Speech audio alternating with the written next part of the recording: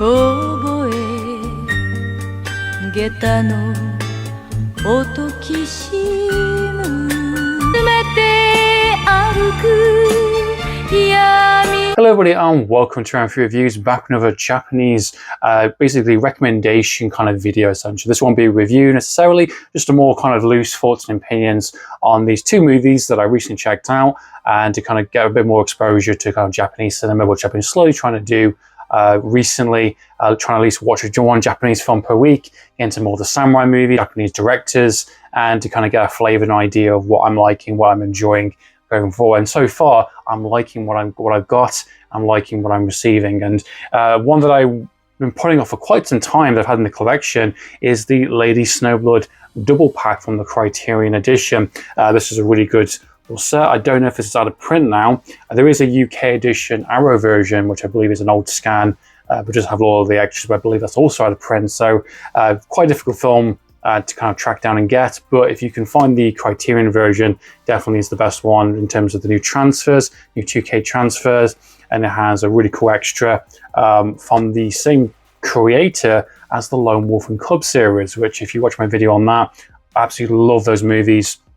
Lone Wolf and Cub was an absolute breath of fresh air, definitely something I needed to kind of experience with those movies, and to get some really kick-ass samurai movies that offers just a lot in terms of characters, stylized cinematography, and just great kind of entries per one.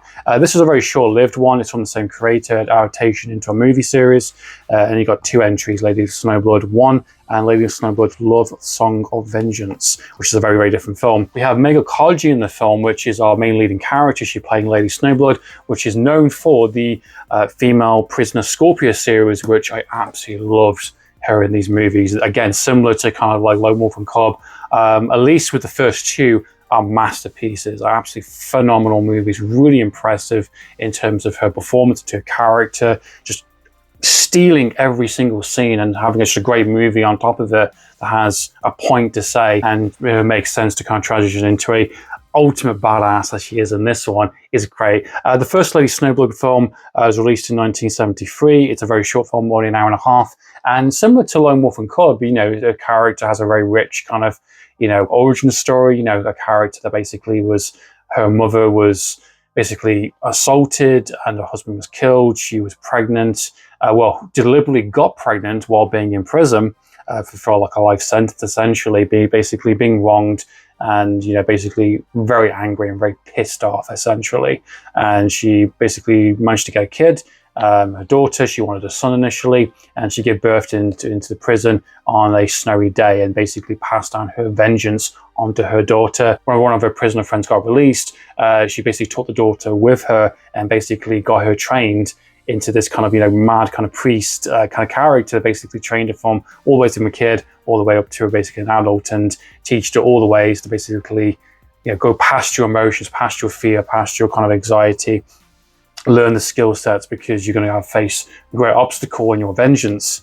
And you see that kind of transformation as the film goes along, and you can see definitely the influence and the kind of inspiration that Tarantino is taking, obviously, and played it into his kind of Kill Bill movie. Even this is on the back of here with the first Lady Snowblood film was a major inspiration for Quentin Tarantino's Kill Bill saga, and both of the films remain as cornerstones of Asian action cinema. And I would definitely agree upon that. Definitely as a staple movies to check out if you haven't seen these two or the Lone Wolf and Cub movies. These definitely highlight movies for sure. And I think the first movie in general, I think is very, very strong. I like her character quite a lot. I love her unique kind of physique, and especially with the umbrella turning into kind of like essentially a samurai swords, dishing out some kind of bloody kind of violence. It's pretty awesome.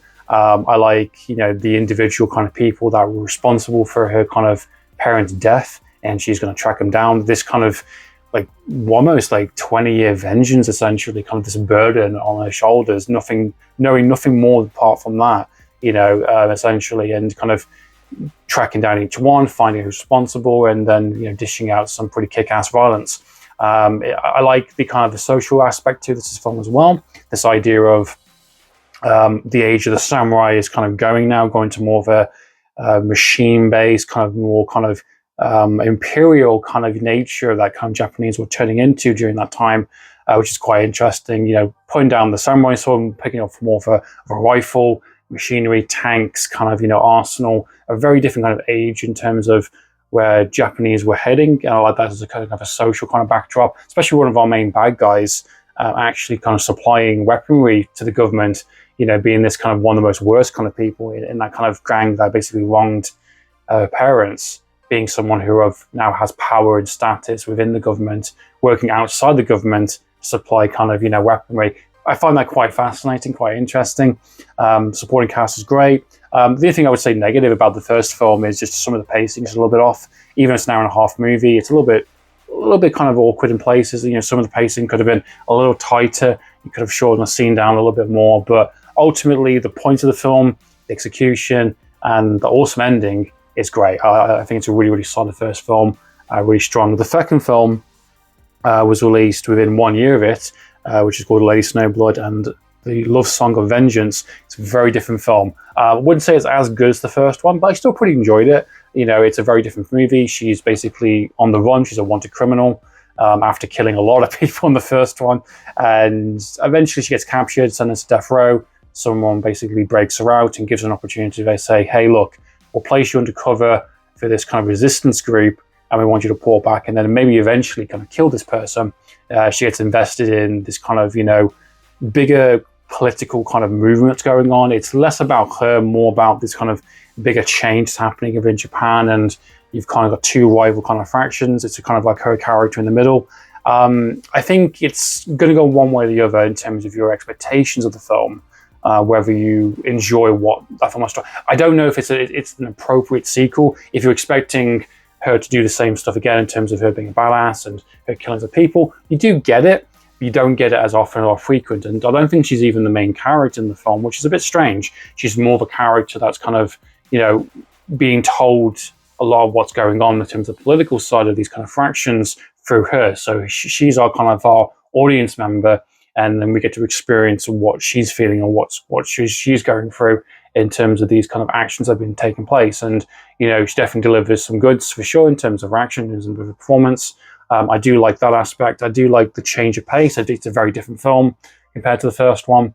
But whether it's going to be the right choice for a sequel is another question. And I can understand if someone didn't like this film as much. I enjoyed it. I understand it.